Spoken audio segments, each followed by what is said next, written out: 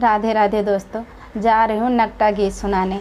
आप लोग को कैसे लगे कमेंट करके ज़रूर बताना। सासु अब नाही पीसबै हरदी गाँठिया, सासु अब नाही पीसबै हरदी गाँठिया। पिसतै पिसत हाथवा म पर छलिया, सासु अब नाही पीसबै हरदी गाँठिया। सासु छोला चने अपने पिताजी का सिखावे, सासु छोला चने अपने पिताजी का सिखावे। पोतानी त उठी मारो पराई धेरिया, सासु अब नाही पीसबै हरदी गाँठिया, सासु अब नाही पीसबै हरदी गाँठिया।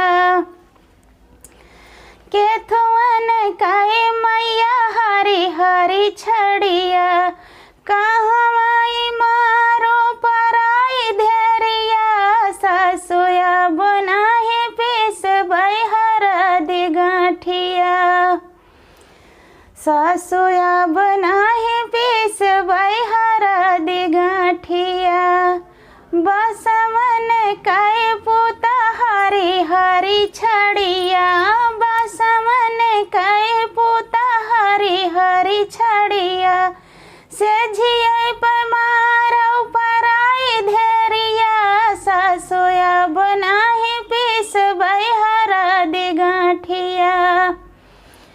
तू तो मैया पुरनिया होती हूँ, तुहरे कुल का संहारी है पराई धेरिया, तुहरे धन का संहारी है पराई धेरिया। सासु अब नाही पीसबै हरदी गाँठिया, सासु अब नाही पीसबै